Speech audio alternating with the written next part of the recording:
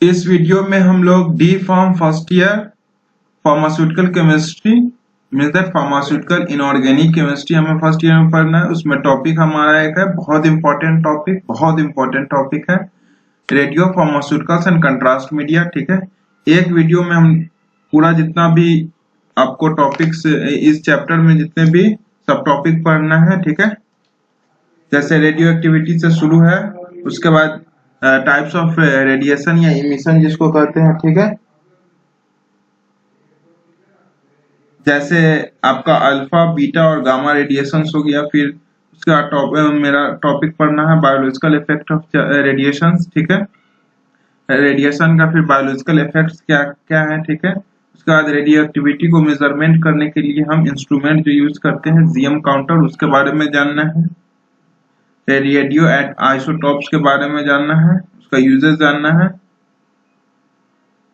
Storage conditions भी जानना है और प्रिकॉशंस जो स्टोरेज करते समय या हैंडल करते समय हम रेडियो फार्मास्यूटिकल्स का क्या क्या प्रिकॉशंस है, कैसे उसको हैंडल करना है। ठीक है, क्योंकि रेडियो फार्मास्यूटिकल्स बहुत ही हाईली रिएक्टिव होता है। ठीक है, इसलिए हमें प्रिकॉशंस जानना बहुत इंपॉर्टेंट, बहुत जरूरी है। ठीक है, उसके बाद हम लास्ट टॉपिक की तरफ बढ़ेंगे, वो मेरा होगा रेडियो ओपेक कंट्रास्ट मीडिया, जिसमें हमें बेरियम सल्फेट के बारे में पढ़ना है। ठीक है, यह वीडियो कुछ ज्यादा लंबी होगी, इसलिए डिस्क्रिप्शन में आप टाइम ड्यूरेशन टॉपिक का देख सकते हैं, उससे आपको क्लियर हो जाएगा कि आपको टॉपिक जो पढ़ना है वहां आप स्किप कर सकते हैं वीडियो को डायरेक्टली।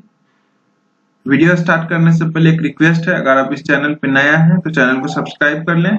अगर आपको ये कंटेंट हेल्पफुल लगती है, आपको वीडियो पसंद आती है, तो वीडियो को लाइक करें। आप कमेंट करके भी बता सकते हैं। चलिए हम अब वीडियो को स्टार्ट करते हैं। ठीक है, सबसे पहले हम रेडियो एक्टिविटी से की तरफ से बढ़ेंगे, ये हमारा टॉपिक ही है। ठीक है, सबसे पहले हम जानेंगे रेडियो एक्टिव डीके क्या होता है। Radio active decay is the process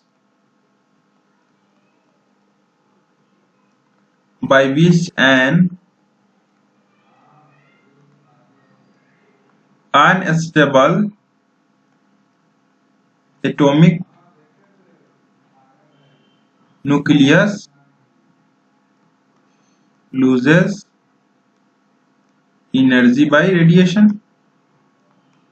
हमारा रेडियो एक्टिव डीके होता है। एग्जाम्पल से हम समझेंगे। सबसे पहले वेरियस आइसोटोप्स ऑफ कार्बन हम जानते हैं, कार्बन। ठीक है, हमारा आइसोटोप्स जो कार्बन का है, ये मेरा आइसोटोप्स है। ठीक है, ये हमारा, ठीक है, स्टेबल न्यूक्लाइड्स होता है। ठीक है, ये स्टेबल है, तो यहाँ पे डिकम्पोजिशन नहीं होगा, नो डिकम्पोजिशन टेक्स प्लेस। ठीक है, और ये दोनों मेरा अनस्टेबल है, अनस्टेबल न्यूक्लाइड्स है।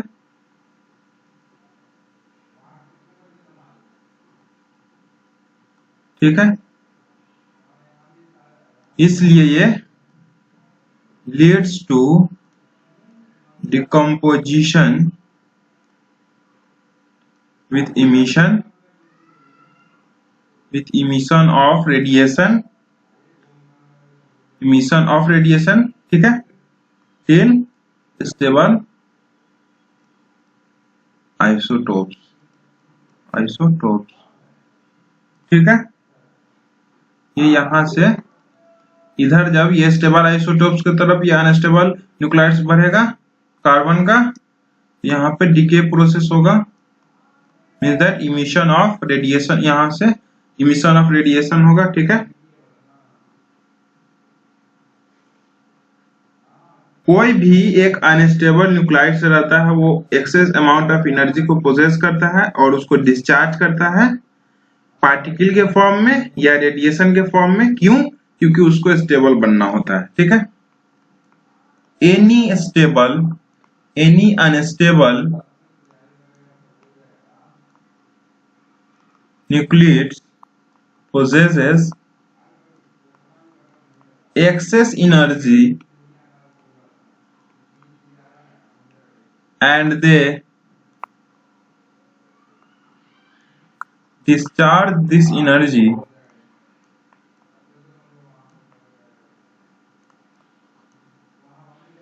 in the form of particles या फिर रेडिएशंस के फॉर्म में and become stable। यहां भी वही वेरियस टाइप्स ऑफ, यहां पे भी वही कार्बन का हम आइसोटोप्स लेकर जान समझ सकते हैं।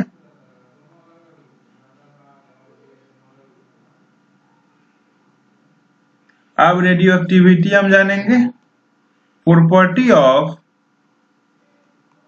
Certain nuclides of emitting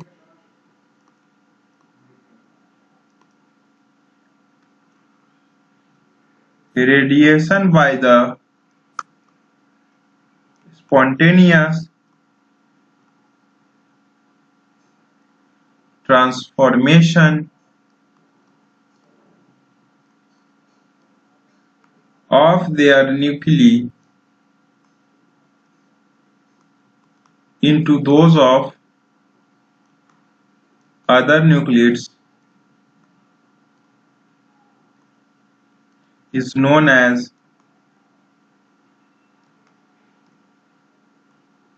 radioactivity of the nuclides। ठीक है, हमारा रेडियो एक्टिविटी ऑफ द न्यूक्लिड्स होता है। ठीक है, अब हम रेडियोएक्टिव सब्सटेंस के बारे में जानेंगे। रेडियोएक्टिव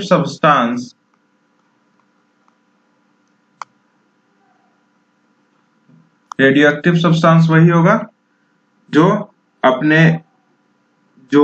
रेडियोएक्टिव सब्सटेंस एक अनस्टेबल न्यूक्लियर टाइप सब्सटेंस होगा। ठीक है, जो एक्सेस एनर्जी पोजेस करेगा और उसको डिस्चार्ज करेगा एनर्जी को पार्टिकल्स फॉर्म में या फिर रेडिएशन के फॉर्म में स्टेबल बनने के लिए। तो यही radioactive substance are used in medicine as sources of radiation for radiotherapy and for diagnostic purpose।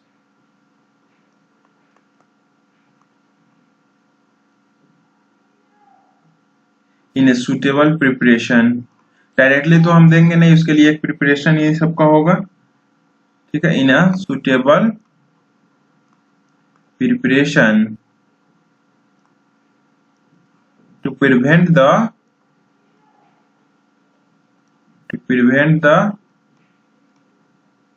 escape of the radioactive nuclides। ठीक है, स्टोरेज कंडीशन बहुत बड़ा मैटर प्ले करता है। यही preparation, these preparations are known as radiopharmaceutical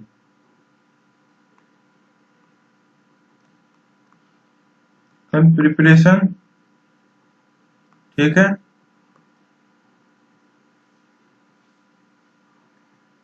ये हमारा radio active pharmaceutical preparation या फिर रेडियो फार्मास्यूटिकल प्रिपरेशन हम जान गए क्या होता है। ठीक है, इसके बाद हम यूनिट जानेंगे रेडियो एक्टिविटी का।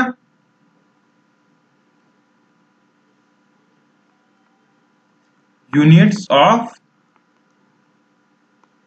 Radio activity,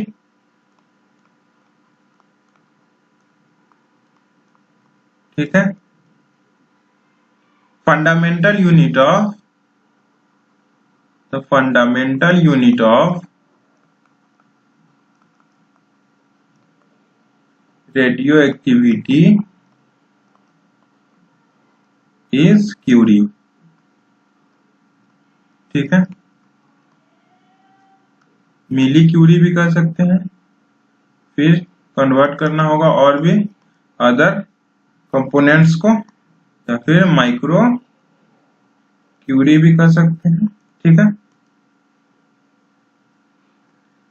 the SI unit of, ये बेसिकली सीजीएस में चलता है, ठीक है। The SI unit of radio activity is defined in the term of becquerel BQ, ठीक है। 1 curie is equal to 3.7 into 10 to the power 10 BQ becquerel, ठीक है। अब हम यूनिट ऑफ रेडियो एक्टिविटी के बाद अब हाफ लाइफ जानेंगे, ठीक है। Half life,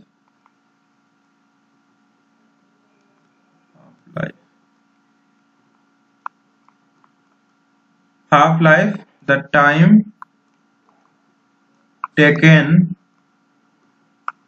for half of the radioactive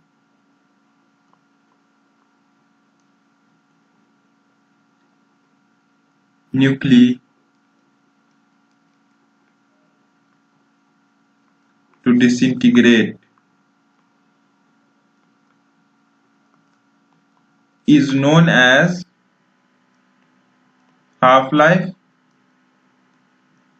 ठीक है। half life is also defined as the time in which the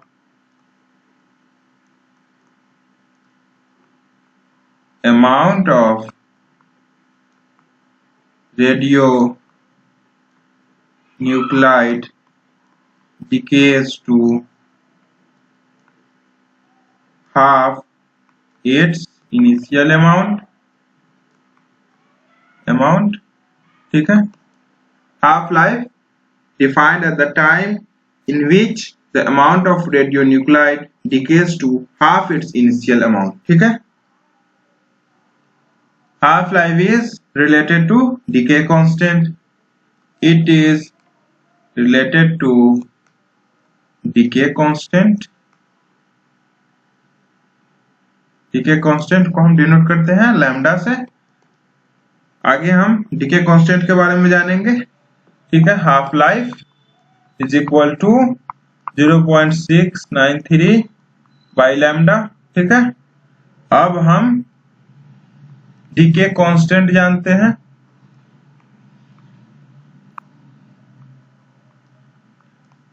इसको हम लैम्डा से डिनोट करते हैं। It is the fraction of radioactive atoms that undergo transformation in unit time। ये आप half life से भी डिराइव कर सकते हैं, ठीक है। decay constant is also known as disintegration constant, ठीक है।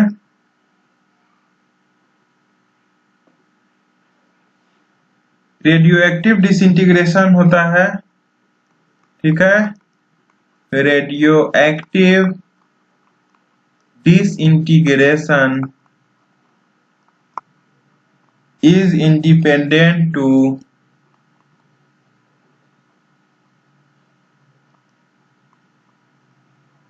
the temperature,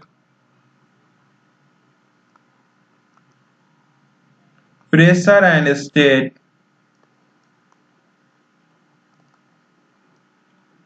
of chemical combination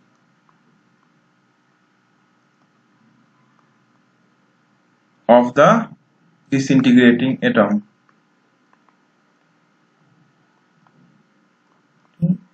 independent होता है, ठीक है, radio active disintegration. The important point है, the disintegration of a radionuclide is equal to the rate of emission of particles, ठीक है।